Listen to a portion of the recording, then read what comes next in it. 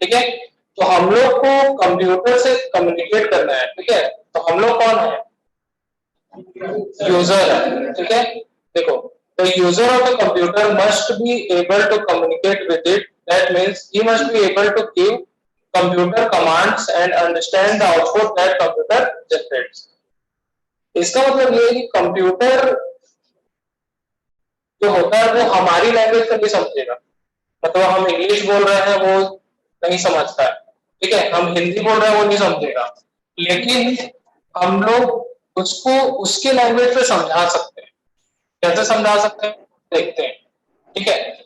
तो हम लोग को समझ में आना चाहिए जो कंप्यूटर समझता है, मतलब उसके कमांड हमको समझ में आने चाहिए। साथ में वो जो कंप्यूटर आउटपुट जनरेट करेगा वो भी हम लोग को समझ में आना चाहिए।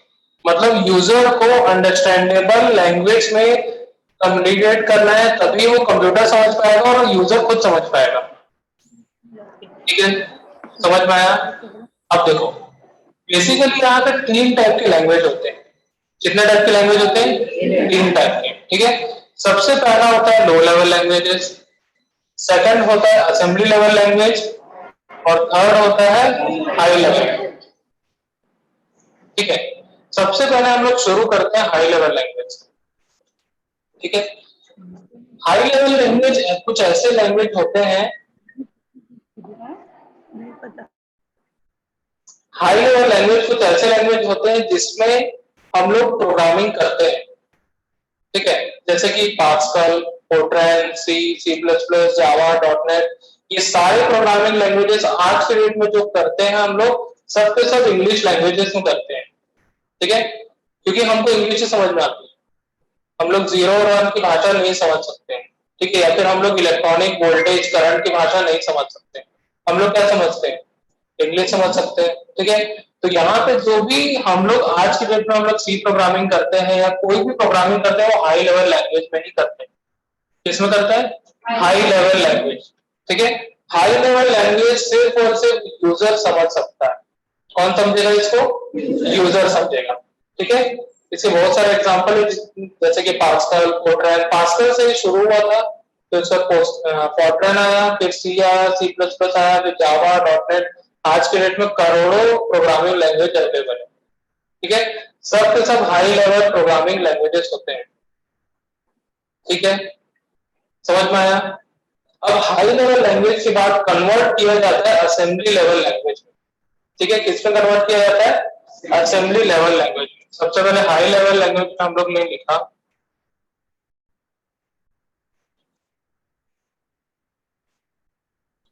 ठीक है। अब इसको किस में कन्वर्ट किया गया? Assembly level.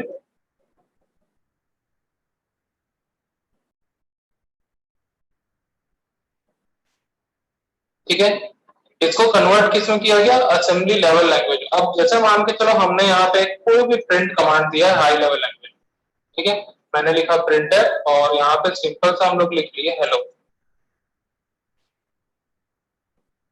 ठीक है।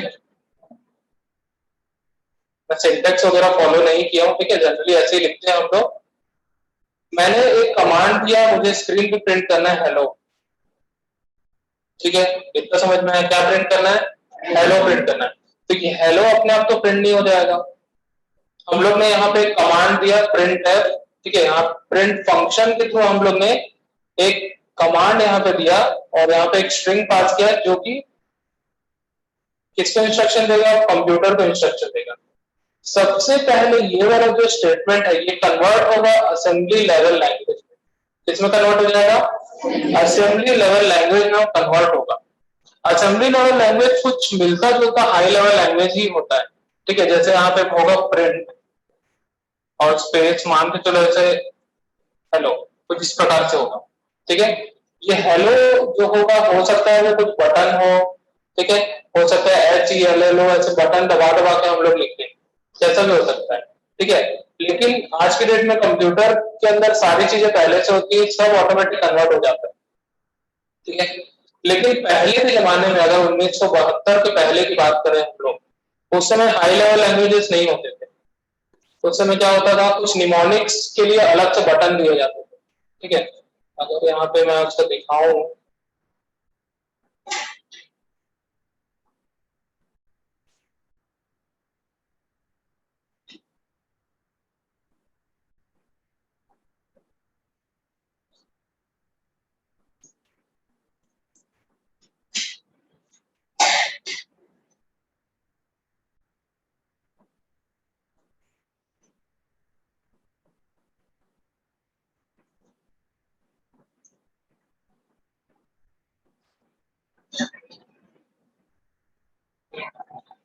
तो दिख नहीं रहा है, ऐसे छोटा सा डब्बे जैसा रहता है, उसमें इंस्ट्रक्शन रहते हैं और कुछ उसमें कोड रहता है।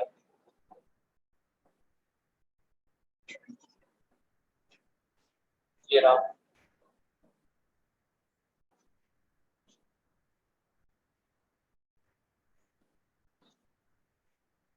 देखा, ये कोड दिखा है, L D, and not, and out, L D, इस टाइप से बहुत सारे कोड है। ये सारे असेंबली लेवल लैंग्वेज में ये अलग अलग कोड होते हैं। अच्छा, एक बिलिंग काउंटर में देखिए एक बटन दबा के ऐसे बिल रिसिप्ट निकाल लेते हैं। ठीक है, कहीं कहीं फूड कोर्ट वगैरह में देखे होंगे, रहता है ना, उसमें 100 इंस्ट्रक्शन पहले से लोड कर दिए जाते हैं, बस बटन दबाते हैं। जैसे कि मान लो 009 में बिरयानी है, तो 009 दबाएगा, ऑटोमेटिक बिरयानी का बिल निकल जाएगा। ठीक है, वो निमोनिक्स पे काम करता है डायरेक्टली। वैसी टाइप की एक डिवाइस होती है, उसमें इस टाइप के कोड होते हैं पहले से, L D, and not, move, copy, cut, इस टाइप के अलग अलग से रहते हैं, और कुछ से 4-5 बटन रहते हैं बस। वही बटन से ही ये कोड काम करता है। लेकिन कंप्यूटर में ये सारा चीज पहले से दे दिया गया है, सब चीज ऑटोमेटिक होता है, इसको बटन दबाने की जरूरत नहीं होती। ठीक है, तो इसको हम लोग बोलते हैं असेंबली लेवल लैंग्वेज। ठीक है, ये भी एक प्रकार का हाई लेवल लैंग्वेज टाइप पे रहता है, लेकिन थोड़ा अलग होता है। ठीक है, अब यहाँ पे असेंबली लेवल में तो चेंज हो गया, अब इसके पास कंप्यूटर को कैसे इंस्ट्रक्शन दिया जाएगा, मतलब हार्डवेयर में हेलो कैसे प्रिंट होगा, क्योंकि मॉनिटर क्या है, अपना हार्डवेयर है ना। ये हेलो जो है वो कैसे प्रिंट होगा, अब इसको कन्वर्ट किया जाएगा लो लेवल लैंग्वेज। किसमें कन्वर्ट किया जाएगा, लो लेवल लैंग्वेज। ठीक है, लो लेवल लैंग्वेज में किया जाएगा, और इसमें अब कन्वर्जन होगा। अब हमारे पास यहाँ दो तीन चीजें एक साथ काम करेंगी। ठीक है, क्या क्या काम करेंगे, हाई लेवल लैंग्वेज जनरली हम लोग मान के चलो सी लैंग्वेज में लिख रहे हैं। ठीक है, तो सी लैंग्वेज के लिए सी कंपाइलर होगा। क्या होगा, कंपाइलर। कंपाइलर का काम ये है कि इस इंस्ट्रक्शन को कन्वर्ट करना असेंबली लेवल लैंग्वेज। ठीक है, किसमें कन्वर्ट करेगा, असेंबली लेवल लैंग्वेज में चेंज करेगा, ये सी कंपाइलर का काम है। ठीक है, जो हम लोग Turbo C plus plus use करते हैं, वो एक प्रकार का सी कंपाइलर है। ठीक है, वो क्या काम करता है, वो चेंज करेगा असेंबली लेवल लैंग्वेज में। ठीक है, कंपाइलर का काम होता है कि उसके ग्रामर्स को चेक करेगा, साथ में उसमें जितने भी एरर्स वगैरह उसको फाइंड करेगा, मतलब करेक्ट इंस्ट्रक्शन वो देगा किसको, कंप्यूटर को। मतलब जो कमांड्स हम लोग यहाँ से दे रहे हैं, ये सब क्या है, ये सब कमांड्स है। ठीक है, कंप्यूटर में हम लोग कमांड्स दे रहे हैं, ये कमांड जो है वो सही प्रॉपर फॉर्मेट में होना चाहिए, ये कंपाइलर का काम होता है। ठीक है, अगर गलत होगा तो वो गलत तरीके से ही देगा। ठीक है, तो जनरली गलत इंस्ट्रक्शन कभी नहीं जाता है कंप्यूटर पे, इसीलिए कंप्यूटर हमेशा एकदम सही काम करता है, तो ये सारी चीजें पहले से चेक रहती है। ठीक है, अब असेंबली लेवल लैंग्वेज में चेंज हो गया, अब यहाँ पे क्या काम करेगा, यहाँ इंटरप्रेटर काम करेगा। क्या काम करेगा, इंटरप्रेटर। ठीक है, इंटरप्रेटर का काम होता है कि एक लैंग्वेज से दूसरे लैंग्वेज में चेंज करना। ठीक है, कन्वर्ट करेगा assembly level language to low level language. अब यहाँ पे प्रिंट करना है हेलो। क्या प्रिंट करना है, हेलो प्रिंट करना है, तो यहाँ पे कमांड है प्रिंट हेलो, ये असेंबली लेवल लैंग्वेज है। इंटरप्रेटर क्या करेगा, इस कमांड को चेंज कर देगा बाइनरी फॉर्मेट में। किसमें चेंज कर देगा, बाइनरी में, मतलब कुछ 0101 कुछ इस टाइप का कुछ स्ट्रीम होगा, उसमें वो चेंज कर देगा।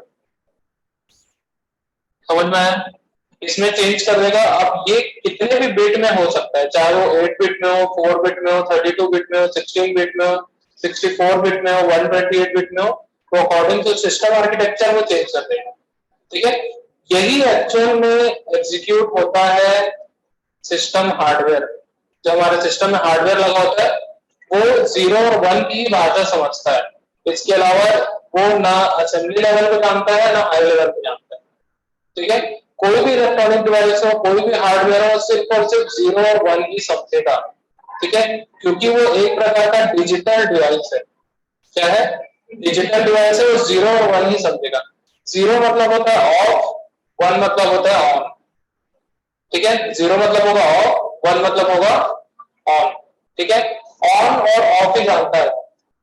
अगर उसको करंट मिल रहा है तो 100% ऑन रहेगा, अगर करंट नहीं मिल रहा है तो 100% ऑफ होगा। ठीक है, अब 0 और 1 से कैसे वो हेलो प्रिंट कर देगा। ठीक है, अब क्योंकि मॉनिटर है, मॉनिटर पे प्रिंट कर रहा है, मॉनिटर के अंदर बहुत बड़ी सर्किट लगी हुई है, तो उसके अंदर बहुत छोटे छोटे डिवाइस होते हैं, कैपेसिटर होगा, रजिस्टर होगा, रेजिस्टेंस होगा, आईसी होगा, इस टाइप के छोटे छोटे डिवाइस होते हैं। हर डिवाइस के लिए यहाँ पे इंस्ट्रक्शन दिया हुआ है इस 0 और 1 पे। ठीक है, हो सकता है कि यहाँ पे 8 बिट जो है आईसी के लिए दिया हो, अगला 8 बिट जो है रेजिस्टेंस के लिए दिया हो, अगला 8 बिट जो है पिक्सेल्स के लिए दिया हो, इस टाइप के अलग अलग इंस्ट्रक्शन होते हैं। ठीक है, तो 0 और 1 की कंडीशन पे अलग अलग डिवाइस को इंस्ट्रक्शन मिलते हैं, मतलब 0 रहेगा तो ऑफ रहेगा, 1 मतलब रहेगा तो उसको इंस्ट्रक्शन मिला है और वो काम करेगा। और हर डिवाइस को पता रहता है कि वो क्या काम करेगा, रेजिस्टेंस को पता होता है कि वो क्या काम करना है, उसको कैपेसिटर को पता है होता है कि क्या काम करना है, आईसी को पता होता है कि क्या काम करना है। ठीक है, इसी इंस्ट्रक्शन के थ्रू वो काम करता है। ठीक है, आया समझ में। ये इंस्ट्रक्शन अब किसको देगा, मॉनिटर को देगा, मॉनिटर प्रॉपर्ली इसको एग्जीक्यूट करेगा अपने हार्डवेयर पे और हेलो प्रिंट करके हमें मिल जाएगा। ठीक है, अब ये बताओ कि स्क्रीन पे जब डिस्प्ले होता है, जो यहाँ पे लिखा हुआ दिख रहा है, वो कैसे डिस्प्ले हो रहा होगा। दिख रहा है ना लिखा हुआ, नहीं दिख रहा है। चलो मैं यहाँ पे एक और नोटपैड में ओपन कर देता हूँ, यहाँ पे सिर्फ हेलो लिखता हूँ, अब दिखेगा। अब दिख रहा है, स्क्रीन पे दिख रहा है, नहीं हेलो प्रिंट, कैसे प्रिंट हुआ है। स्क्रीन को ध्यान से देखो,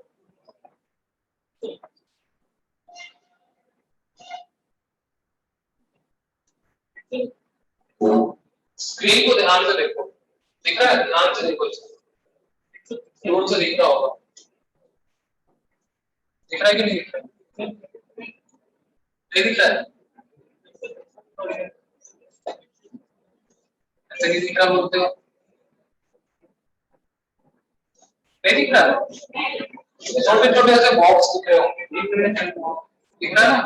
हाँ, अगर किसी को नहीं दिख रहा हो तो चश्मा लगा हुआ है, जाके आंख चेकअप करा लेना।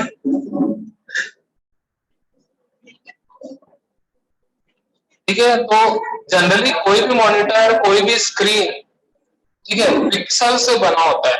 किससे बना होता है, पिक्सल से बना होता है। ठीक है, पिक्सल स्मॉलेस्ट यूनिट होता है किसी भी स्क्रीन का। अब यहाँ पे जितने भी लिखे हुए, मतलब ये हाई लिखा होता है, यहाँ पे ये हाई बन कैसे रहा है, वो पिक्सल्स वहां इनेबल होगा तभी वो दिख रहा है ना। इसमें कलर कॉम्बिनेशन होता है आरजीबी, जानते हो, red green blue, red green blue के हिसाब से इंस्ट्रक्शन देगा और वो प्रिंट हो जाता है।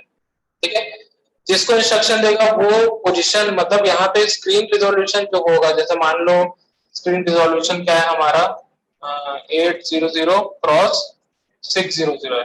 ठीक है, मतलब कितने पिक्सल्स होंगे इसमें, मल्टीप्लाई करो इसको, 48,000 पिक्सल इसके अंदर। ठीक है, तो 48,000 पिक्सल में ये जो हेलो यहाँ प्रिंट हुआ है वो किस पोजीशन पे होगा। ठीक है, वहां का वो पिक्सल को इनेबल कर देता है बस। ठीक है, उतने पिक्सल की वैल्यू को 1111 कर देगा। ठीक है, समझ में आया, तभी वो हेलो प्रिंट होगा। अब सोचो कि हमने यहाँ पे एक छोटा सा इंस्ट्रक्शन लिखा था, उससे वो हम लोग को आउटपुट जनरेट करके दे दिया, है ना। ठीक है, तो यही काम होता है किसी भी प्रोग्रामिंग लैंग्वेज का। सबसे पहले हम लोग हाई लेवल लैंग्वेज में लिखेंगे, वो कन्वर्ट होगा असेंबली लेवल लैंग्वेज में, वो फिर बाद में कन्वर्ट होगा लोअर लेवल लैंग्वेज। ठीक है, हम लोग सोचे थे कि प्रिंटफ के पीछे इतनी कहानी है, नहीं सोचे थे कभी। ठीक है, तो इतना सारा प्रोसेस यहाँ पे किया जाता है तभी कंप्यूटर काम करता है। ठीक है, क्लियर, जो भी आ रहा हो। ठीक है, 4,80,000 आया या फिर 48,000 आया, कुछ भी आए, पिक्सल्स तो है ना। ठीक है, आज के डेट में बोला जाता है कि 48 मेगापिक्सल, 50 मेगापिक्सल, 108 मेगापिक्सल, तो ऐसे ही रहता है, रियल में रहता है कितना बड़ा कैमरा देखते हैं। इसमें हम लोग प्रोग्रामिंग नहीं करते, मतलब लिखेगा प्रोग्रामिंग जैसे लिखेंगे भी हम लोग वैसे, लेकिन एक्चुअल उसमें लॉजिक इंप्लीमेंट हम लोग नहीं करते। ठीक है, जैसे कि यहाँ पे एक एग्जांपल है एप्पल स्क्रिप्ट, जावा स्क्रिप्ट, पर्ल, ये सब प्रोग्रामिंग जैसा ही होता है, लेकिन इसमें बहुत भारी भारी लॉजिक हम लोग नहीं लगाएंगे। ठीक है, कुछ छोटी छोटी प्रोग्रामिंग होती है, जैसे कि हम लोग कोई फॉर्म भर देते हैं तो मोबाइल नंबर डालते हैं। ठीक है, अगर उसमें 11 नंबर डालने की कोशिश करो वो नहीं जाएगा, उसमें कुछ अल्फाबेट लिखने की कोशिश करो नहीं लिखा है। ठीक है, तो उस टाइप की कुछ वैलिडेशन से रिलेटेड कोडिंग हम लोग कर सकते हैं। ठीक है, ताकि किसी पैटर्न को हम लोग मैच करा सके। ठीक है, जैसे हम लोग फोटो अपलोड करते हैं बहुत सारे जगह पे, तो वहां पे कुछ कुत्ते बिल्ली की फोटो डाल के देखना नहीं होगा आपको, पता है क्या? नहीं होगा। ठीक है, कोई फ्लावर की फोटो डाल के देखना नहीं होगा। ठीक है, हम लोग भी एक जमाने में करते थे ऐसा। एक बार देखिए बैंक का मैं फॉर्म भरा था, देखता हूँ मैं सोचा कोई भी फोटो डाल दिया, अपलोड ही नहीं हो रहा था। ठीक है, होता ही नहीं है वो, पर्टिकुलर किसी पर्सन का फेस जब तक नहीं मिलेगा तब तक अपलोड नहीं होता हो। ठीक है, ट्राई करके देखना कभी भी। ठीक है, तो इस टाइप के कुछ कुछ स्क्रिप्टिंग लैंग्वेज होती है, जनरली वो हम लोग किसी दूसरे लैंग्वेज के साथ में यूज करते हैं। ठीक है, जैसे कि ये जावा स्क्रिप्ट है, जावा स्क्रिप्ट हो सकता है कि एचटीएमएल के साथ में यूज किया जाए, ASP.NET के साथ यूज किया जाए, ऐसे अलग अलग लैंग्वेजेस के साथ में यूज किया जाता है। मतलब एक प्रकार का छोटा सा सपोर्टिंग लैंग्वेज होता है। ठीक है, समझ में आया? चलो नेक्स्ट आते हैं हम लोग टोकन की तरफ। ठीक है, थोड़ा सा मैं फास्ट कराऊंगा ताकि हम लोग पूरा का पूरा 3 दिन में कवर कर सके। ठीक है, अभी तक कुछ डाउट है तो पूछ सकते हो। देखो, a token is the smallest element of a program that is meaningful to the compiler. Token क्या होगा? एक स्मॉलेस्ट एलिमेंट होगा। क्या होगा? किसी भी प्रोग्राम का एक स्मॉलेस्ट एलिमेंट, उसको हम लोग बोलेंगे टोकन। ठीक है, जो भी प्रोग्राम में हम लोग लिखते हैं, प्रोग्राम में लिखी हुई सारी चीज टोकन होती है। प्रोग्राम में लिखी हुई सारी चीज क्या होगी? टोकन होगी। ठीक है, टोकन से मिलके ही एक प्रोग्राम बनता है। हम लोग लिखते हैं ना hash include stdio.h, hash include conio.h। ठीक है, उसके बाद वॉइड में ब्रैकेट लगाते हैं, उसके साथ कर्ली ब्रेसेस लगाते हैं, सब क्या है? टोकन है। ठीक है, टोकन यहाँ पे 6 कैटेगरीज में डिवाइड किया गया है। सबसे पहले है कीवर्ड्स, सेकंड है आइडेंटिफायर्स, फिर आता है कॉन्स्टेंट्स, फिर आता है स्ट्रिंग्स, फिर आता है स्पेशल सिंबल्स, फिर आता है ऑपरेटर्स। ठीक है, तो सबसे पहले आते हैं हम लोग कीवर्ड्स पे। ठीक है, कीवर्ड्स आर प्री डिफाइंड और reserve words in programming languages. Keywords कुछ ऐसे प्री डिफाइंड और रिजर्व वर्ड्स होते हैं जिसे हम लोग अपने प्रोग्रामिंग करते समय यूज करते हैं। ठीक है, सी लैंग्वेज जनरली 32 कीवर्ड्स को सपोर्ट करता है। कितने कीवर्ड्स को सपोर्ट करता है? 32 कीवर्ड्स को। जैसे कि यहाँ पे auto, double, int, struct, break, else, long, case, switch, enum, register, type define, char, extern, return, union, constant, float, short, unsigned, continue, for, signed, void, default, go to, size of, volatile, do, if, static, while. इतने सारे keywords यहाँ पे available होते हैं। ठीक है, हम लोग इसको सिर्फ और सिर्फ यूज कर सकते हैं। ठीक है, हम लोग सेम ऐसा ही ना ही वेरिएबल बना सकते हैं ना ही फंक्शन बना सकते हैं। ठीक है, हर एक कीवर्ड का मीनिंग अलग अलग है। हर एक कीवर्ड का मीनिंग अलग अलग होगा, सबका काम अलग अलग होगा। ठीक है, ये सारे कीवर्ड्स पहले से डिफाइन किए गए, मतलब सी कंपाइलर द्वारा पहले से हम लोग को प्रोवाइड किया गया है। हम लोग इसको यूज करके प्रोग्राम बहुत अच्छे से बना सकते हैं। ठीक है, आया समझ में कि नहीं आया? आ गया सबका? अब सेकंड आते हैं आइडेंटिफायर्स पे। ठीक है, आइडेंटिफायर्स जनरली हम लोग नेमिंग के लिए यूज करते हैं। ठीक है, अगर हमें किसी वेरिएबल का नाम रखना है, फंक्शन का नाम रखना है या एरेज का नाम रखना है, तो उसी नेम को हम लोग क्या बोलेंगे? आइडेंटिफायर्स बोलते हैं। क्या बोलते हैं? आइडेंटिफायर्स। ठीक है,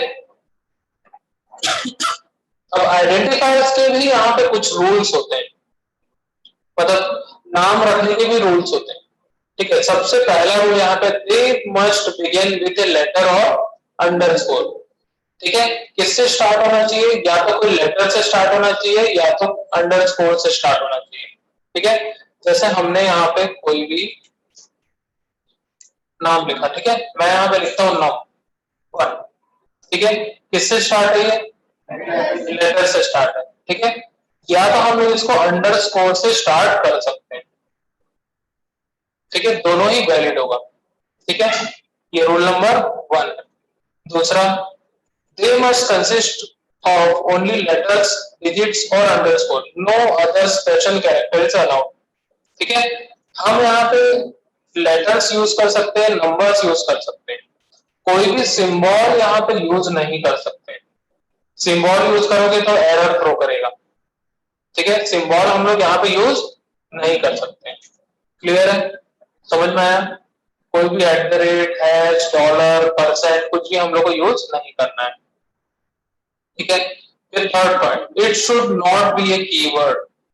32 कीवर्ड जो यहाँ पे दिए हुए हैं, इसको हम लोग एज ए आइडेंटिफायर यूज नहीं कर सकते हैं। यूज कर सकते हैं क्या? नहीं यूज कर सकते। ठीक है, सबका मीनिंग अलग अलग है और ये पहले से प्री डिफाइंड है। हम लोग सेम नाम का कहीं पे यूज नहीं कर सकते हैं। ठीक है, क्लियर? फिर उसके बाद it must not contain white spaces. हम लोग कोई भी स्पेस नहीं ले सकते। अगर मान के चलो मैं एक वेरिएबल बनाता हूँ जिसका नाम रखता हूँ रोल नंबर, ठीक है, मैंने इसके बीच में स्पेस दे दिया तो यह अलाउड नहीं है। अगर स्पेस नहीं देना है, अगर सेपरेट करना है तो हम लोग अंडरस्कोर से सेपरेट कर सकते हैं। ठीक है, ऐसा डैश भी नहीं लगाना है, अंडरस्कोर लगा सकते हैं। ठीक है, क्लियर?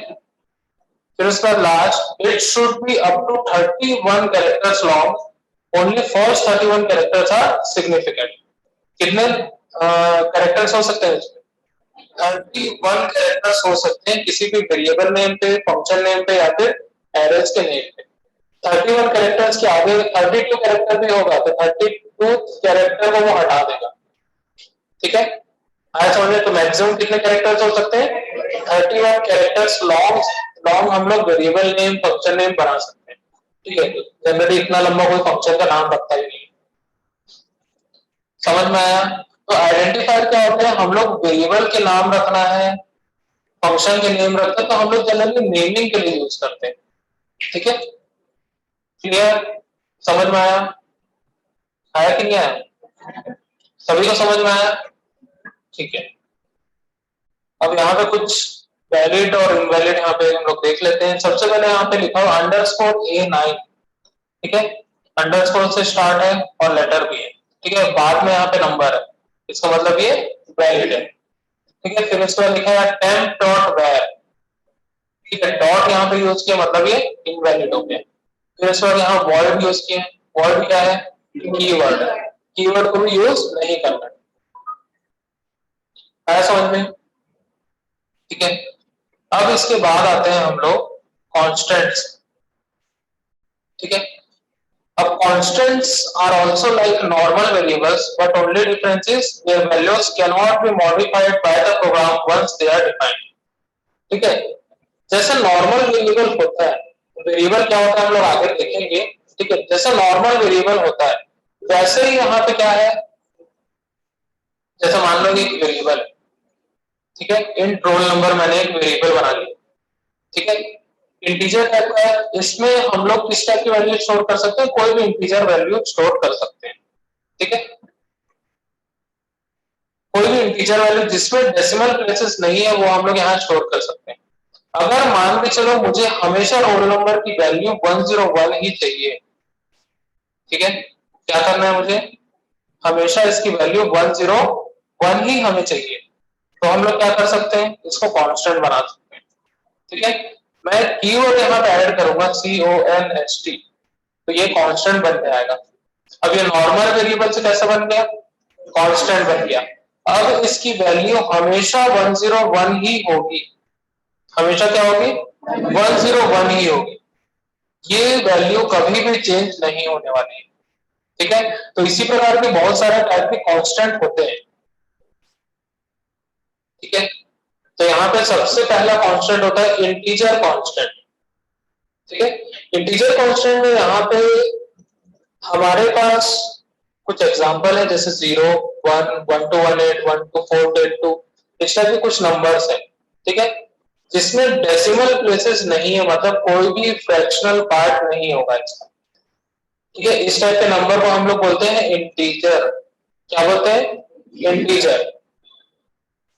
क्लियर? इंटीजर ऐसे कांस्टेंट होते हैं या फिर इंटीजर नंबर हम लोग उस टाइप के नंबर्स को बोलते हैं जिसमें कोई भी फ्रैक्शनल पार्ट नहीं, ठीक है, मतलब कोई भी डेसिमल प्लेसेस से वैल्यू नहीं आना चाहिए, ठीक है, उस टाइप के नंबर को हम लोग बोलेंगे इंटीजर, ठीक है, समझ में आया?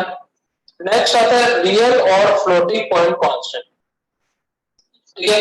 ये कुछ ऐसे नंबर्स होते हैं जो डेसिमल प्लेसेस में होते हैं, मतलब कुछ ना कुछ फ्रैक्शनल पार्ट भी इसका होता है। क्या होता है? कुछ ना कुछ फ्रैक्शनल पार्ट भी होगा। क्लियर है? जैसे यहाँ पे 0.0 है, ये क्या है? फ्लोटिंग पॉइंट कांस्टेंट, ठीक है। जैसे 1203.03, ये क्या है? फ्लोटिंग पॉइंट है, क्योंकि इसमें 0.03 भी है, ठीक है। फिर उसका 30486.184, ये क्या है? फ्लोटिंग पॉइंट कांस्टेंट, ठीक है, समझ में आया? अब थर्ड आता है यहाँ पे ऑक्टल एंड हेक्साडेसिमल कांस्टेंट्स, ठीक है।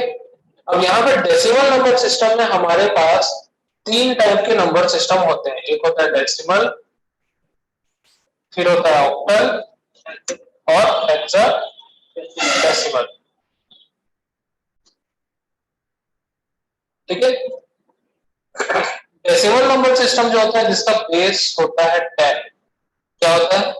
बेस 10 होता है इसका, ठीक है, जिसमें 0 से लेके 9 के कॉम्बिनेशन में नंबर बनाए जाते हैं, ठीक है, 0 से लेके 9 के कॉम्बिनेशन में नंबर्स बनाए जाते हैं, उसको हम लोग बोलते हैं decimal number system. Octal number system जो होता है जिसका बेस होता है 8, क्या होगा? बेस 8 होगा। अब यहाँ पे 0 से लेके 7 के बीच में कुछ कॉम्बिनेशन बना के हम लोग नंबर बनाते हैं, ठीक है, उसमें 8 और 9 नहीं होगा, 8 और 9 नहीं होगा, ठीक है। वैसे ही हेक्साडेसिमल जो होता है जिसका बेस होता है 16, ठीक है, इसका लेंथ होता है 0 से लेके 15 तक, कहां तक होगा? 15 तक। अब यहाँ 0 से लेके 9 तक तो हम लोग को न्यूमेरिकल्स में मिल जाता है, लेकिन अगर हम लोग को 10 रिप्रेजेंट करना है तो हम लोग ए से करेंगे, ठीक है, फिर उसका बी, सी, डी, ई और एफ, ठीक है। तो टोटल कितना हो गया? 0 से लेकर 9 तक हो गया 10, हाँ, ठीक है, A B C D E F, F तक जाएगा, मतलब टोटल कितना हो गया? 16 हो, ठीक है। 0 से 9 तक 10 हो गया, 11, 12, 13, 14, 15, 16, ठीक है। तो इसका बेस 16 है। कुछ इस प्रकार के हेक्साडेसिमल नंबर्स होते हैं, ठीक है, 0 से 9 और A B C D E F के कॉम्बिनेशन बनाए जाते हैं, ठीक है। तो इस टाइप के कांस्टेंट जो होते हैं उसका हेक्साडेसिमल कांस्टेंट बोला जाता है, ठीक है। आया समझ में? नहीं आया? आ गया? पक्का? ठीक है। फिर आता है कैरेक्टर कांस्टेंट्स, ठीक है, जिसको भी हम लोग सिंगल कोट्स के अंदर लेते हैं वो कैरेक्टर होता है, ठीक है। जैसे मान के चलो यहाँ पे मैं सिंगल कोट के अंदर लिखता हूँ एक्स, ये क्या है? कैरेक्टर है, ठीक है। वैसे मैं सिंगल कोट के अंदर लेता हूँ कैपिटल एक्स, ठीक है, तो क्या है? कैरेक्टर है। अगर मैं सिंगल कोट के अंदर ले लेता हूँ 1, तो क्या होगा? कैरेक्टर होगा, ठीक है। अगर मैं सिंगल कोट के अंदर ले लेता हूँ सिंबल, तो क्या होगा? कैरेक्टर होगा। तो हर वो चीज जो हम लोग सिंगल कोट्स के अंदर लिख रहे हैं वो कैरेक्टर होगा, ठीक है। इसको हम लोग बोलते हैं कैरेक्टर कांस्टेंट्स। क्या बोलते हैं हम लोग? कैरेक्टर कांस्टेंट्स, ठीक है। बस मेन मेन चीजें ही याद रखना है, ठीक है। अब क्यों होगा, कैसे होगा, वो सब पढ़ोगे तो फिर कंपाइलर डिजाइनर में चले जाओ, ठीक है। हम लोग को बस इतना जानना है कि होता क्या क्या चीजें हैं, ठीक है। पॉइंट टू पॉइंट याद रखोगे तभी प्रोग्रामिंग सीख पाओगे, अगर पॉइंट टू पॉइंट याद नहीं रखोगे तो प्रोग्रामिंग नहीं सीख पाओगे, ठीक है। हर चीज पॉइंट टू पॉइंट याद रखना है। इंटीजर है तो इंटीजर में विदाउट डेसिमल प्लेसेस नंबर होते हैं, बस खत्म, इतना ही याद रखना है। ठीक है, फ्लोटिंग पॉइंट कांस्टेंट है तो उसमें डेसिमल प्लेसेस में नंबर हो सकते हैं, बस इतना ही याद रखना है। ठीक है, ऑक्टल हेक्साडेसिमल को भूल जाओ, उसका कभी भी काम नहीं पड़ने वाला। ठीक है, कैरेक्टर कांस्टेंट्स ऐसे कांस्टेंट होते हैं जिसमें हम लोग सिंगल कोट्स के अंदर कोई सिंगल कैरेक्टर, नंबर या सिंबल्स ले सकते हैं। ठीक है, इसको हम लोग बोलते हैं कैरेक्टर कांस्टेंट्स। ठीक है, अब आता है स्ट्रिंग कांस्टेंट्स। स्ट्रिंग कांस्टेंट्स हम लोग जनरली डबल कोट्स के अंदर लिखते हैं। ठीक है, कैसे लिखेंगे हम लोग?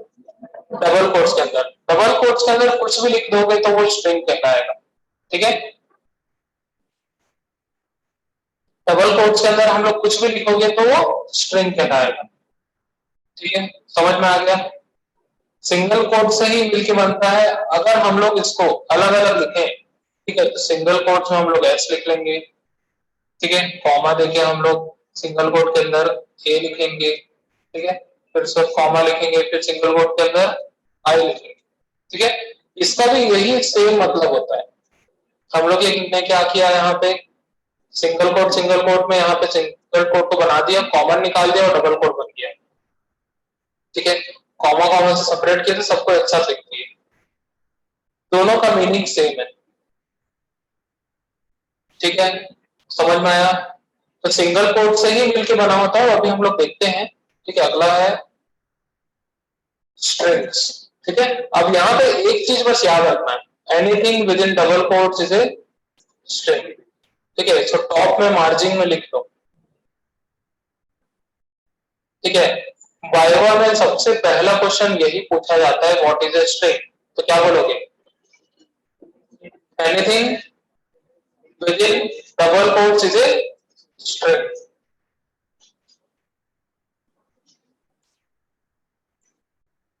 इसको अच्छे से लिख लो, हो सकता है तो टैटू करवा लो। ठीक है, बढ़िया तो फूल माला लगा लेना, उसको दीवार में चिपका देना पोस्टर बना के। ठीक है, तो जो भी चीज डबल कोट में लिखोगे वो क्या होगा? स्ट्रिंग होगा। ठीक है, अब फोर्थ टाइप ऑफ कांस्टेंट्स यहाँ पे हम लोग देखते हैं, स्ट्रिंग कांस्टेंट। ठीक है, जो मैंने अभी भी बताया वही सारी चीजें होती है स्ट्रिंग। ठीक है, अब देखो यहाँ पे, strings are nothing but an array of characters ended with a null character. ठीक है, स्ट्रिंग क्या होता है? एक एरे ऑफ कैरेक्टर्स होते हैं। क्या होता है? Array of characters. अगर हम लोग कैरेक्टर का एक छोटा सा वेरिएबल बनाते हैं, जैसे मैंने यहाँ पे लिखा कैर सी, तो ये क्या बन गया? एक वेरिएबल है जिसका डेटा टाइप कैरेक्टर है। ठीक है, अगर मैं इसको इनिशियलाइज